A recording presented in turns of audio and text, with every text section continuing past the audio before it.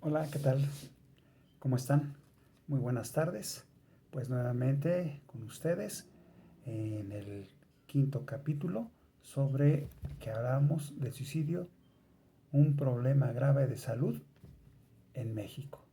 Bien, eh, para iniciar vamos a dar un poquito el antecedente sobre las causas, los riesgos que pueden determinar lo que es el sentimiento o el riesgo que se tiene de las personas que se suicidan. Pues bien, hablábamos precisamente de lo que es, primeramente hablábamos del trastorno bipolar, ¿sí? Hablamos en su momento y hablamos de él, ¿sí? Después hablamos de lo que es el trastorno límite de la personalidad. Y bien, aunque ya en algunos temas anteriores habíamos hablado de lo que es el trastorno de estrés postraumático, hoy nos adentraremos precisamente en lo que es esa causa, ese riesgo, ¿sí? Que es necesario ahondar un poquito más y saber sus, sus antecedentes, sus causas, las situaciones, el por qué se da. Pues bien, nada más vamos a hablar acerca y comentar qué es el trastorno de estrés postraumático. Bien, pues el estrés postraumático es un tipo de trastorno de ansiedad, ¿sí? Viene precisamente de otra de los riesgos, de las causas, que es la ansiedad, es un tipo, es un trismo de un trastorno de ansiedad. Y se experimenta después de un trauma emocional que implica una amenaza de lesión o bien la muerte. Y bien, hablábamos acerca del trastorno que se es caracterizado, en su momento lo comentábamos, por la imposibilidad que tiene la persona de recuperarse después de padecer o experimentar, presenciar un evento atemorizante. Bien, hablábamos de los precisamente de cómo surge eh, estrés postraumático, este trastorno de estrés postraumático, pues aparece precisamente después de una agresión, ¿sí? Cuando es agredido violentamente la persona, mujer, hombre, niño, de ahí viene precisamente una agresión severa, una agresión de muerte precisamente, un accidente doméstico, ¿sí? O automovilístico, ¿sí? No sé, que a lo mejor se quema la casa o está la persona en riesgo de quemarse. Obviamente esto es un estrés, es un trastorno, ¿sí? Cuando se accidenta en un automóvil, en un autobús, hablemos de un tren, hablemos, etcétera, de este tipo de cosas que pueden en riesgo, pueden tener o poner a la persona en riesgo su vida. Hablamos también otra de las situaciones que después de las que puede aparecer un trastorno de estrés postraumático serían los desastres naturales, las inundaciones, los terremotos, ¿sí? O sea, vamos, presencian o presencian, perdón, los actos, las situaciones, los accidentes, los momentos de situaciones donde los accidentes pues caen las cosas, lastiman, presionan, matan a la gente y quedan, o la persona queda entre los escombros, ¿sí? Atrapado por días, sin agua, solo, en la oscuridad, bueno, con situaciones terribles. Esto hace que aparezca el estrés postraumático. El encarcelamiento, ¿sí? Cuando las personas pues a veces cometen algún asesinato o bien atropellan a alguien y se van a la cárcel, son personas inocentes, pero que por algún descuido pues cometieron el error incluso de matar a una persona, ¿no? Este, ahora sí, sin querer.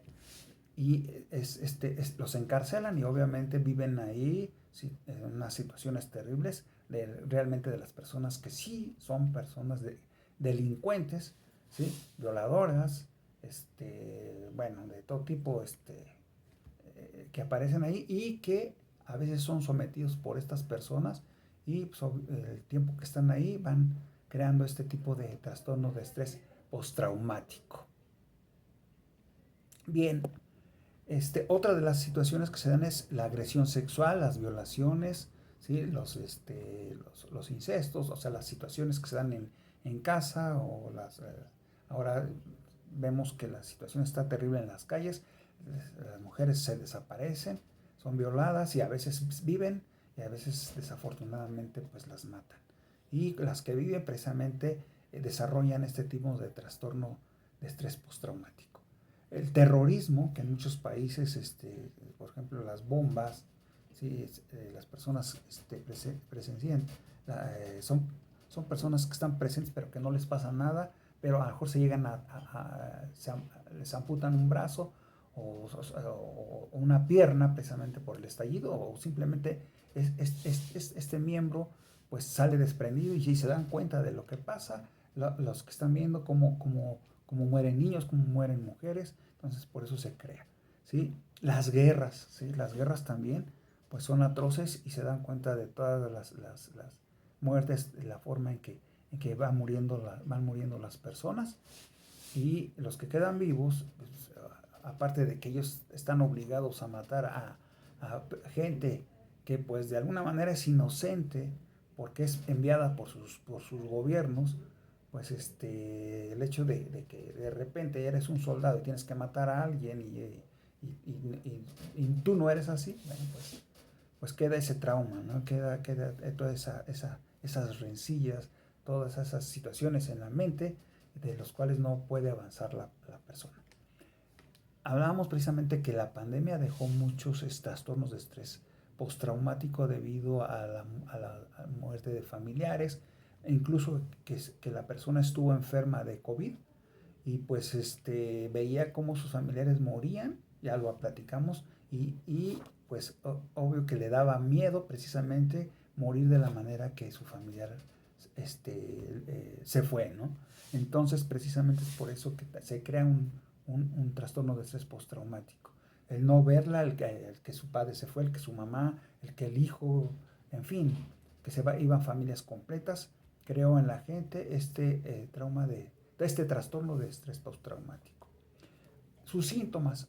Hay 4 tipos de síntomas que tiene el trastorno de estrés postraumático, ¿sí? El primero es la reviviscencia del hecho. ¿Qué quiere decir esto? Pues volver a padecer las situaciones que se vivieron durante el accidente, el acto presenciado por la persona, ¿no?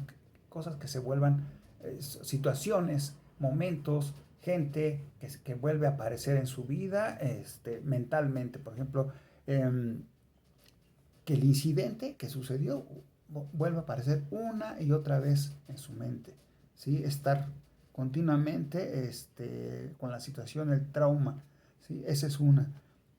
Recuerdos reiterativos del momento, de la situación que vivió, del trauma, ¿sí? Y los traumas, los recuerdos reiterativos y angustiantes que pasó, los momentos terribles que pasó durante la situación agresiva vivida. También en los sueños son pesadillas repetitivas, vuelven a soñar una y otra vez lo que padecieron en su momento, ¿sí? Reacciones muy fuertes y malestares de la persona, reacciona muy, muy fuerte, muy agresivamente, ¿sí? Sobre todo por los recuerdos de lo acontecido, del hecho, ¿sí? de lo que pasó en su momento. Dos, viene la evasión. Dentro de la evasión, ¿sí? Pues trata de olvidarse de todo, de no hablar del tema. Por ejemplo, es tiene insensibilidad emocional, ¿sí? O sea, crea una insensibilidad que se queda impávido, o sea, no reacciona, ¿sí? Tiene sentimientos de indiferencia, ¿sí? Sin recuerdos, o sea, neutraliza los recuerdos del hecho, ¿sí? Son inexpresivos en sus ánimos, tienen un semblante, pues, en su cara, petrificado, no hablan de la situación, quedan como si estuvieran en shock. Tratan de evitar a personas, lugares, ¿sí? O pensamientos que le recuerden la situación que vivió, ¿sí? Tan fuerte es que la mente trabaja para evitar más dolor. Por eso es que son evasivos. Y para ellos no hay un futuro. Su futuro es incierto. No saben qué va a pasar. ¿Sí? 3. Hay un sentimiento de hiperexcitación. ¿Sí? Cuando va a un lugar, lo examina los lugares en busca de que no haya signos de peligro. O sea, ahora en un subterráneo, ¿no? En el metro, que a lo mejor vivió la caída, que cayó en el túnel las paredes o chocaron los trenes, pues procura mejor no meterse al metro, andar en la calle hasta caminando para que no vuelva a suceder lo que le pasó, ¿sí? No se pueden concentrar, hay sobresaltos todo el tiempo, son muy irritables y tienen mucha ira y no pueden dormir. Bien. El 4, el cuarto, pensamientos negativos y emocionales.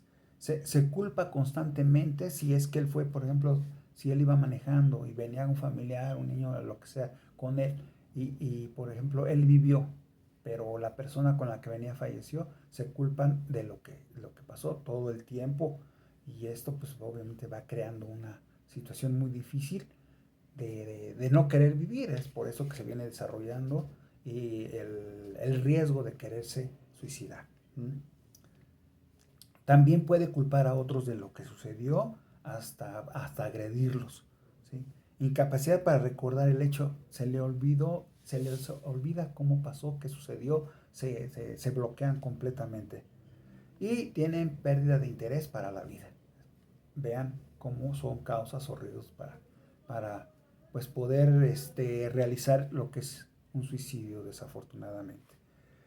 Otros síntomas que vienen a colación, estos son los 4 primeros que les dije, son los de los más importantes, los más complicados, los más agresivos. Vienen vienen síntomas como la ansiedad, ¿sí?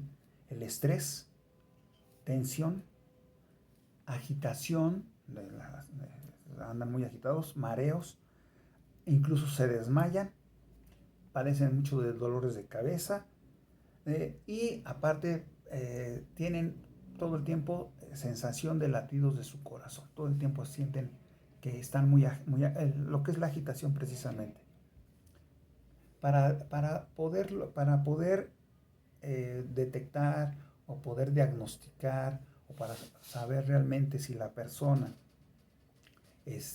tiene o desarrolló el trastorno de estrés postraumático, si esta persona ya pasaron 30 días y todavía sigue sintiendo esa situación que acabamos de comentar, todo maraña de síntomas, causas, etcétera, pues después de 30 días, entonces se le puede diagnosticar con trastorno de estrés postraumático, ¿sí? Para verificar, se tiene que verificar con exámenes de salud mental, ¿sí? Físicos, y hasta exámenes de sangre. ¿Para qué? Para buscar otro tipo de enfermedad. A lo mejor no es ir descartando situaciones y así poder definir precisamente que sí la persona está padeciendo el trastorno de estrés postraumático. Bien. ¿Qué se sugiere como tratamiento? El tratamiento, ¿sí? de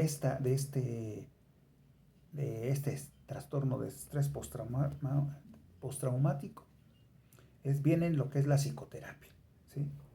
Y dentro de la psicoterapia es precisamente orientarlo, ¿sí? Tratar de hablar con él, ubicarlo en tiempo, persona, espacio, eh, hablar del problema. Todo esto es precisamente la psicoterapia, y eso pues obviamente con su proveedor, su terapeuta, su psiquiatra, su psicólogo, ¿sí? A través también de medicina o ambas, ¿no? También hay que suministrarles medicamentos que apacigüen el alma atormentada que tiene la persona por el trastorno que padece.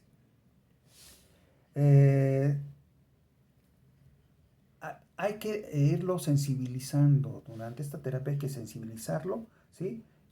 Ir recordando poco a poco el trauma que tuvo, e irlo encaminando.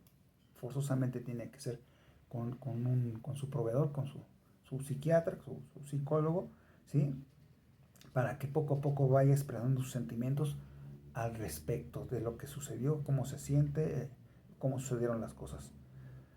Y así que sus recuerdos vayan siendo cada vez menos aterradores. En cuanto a los medicamentos,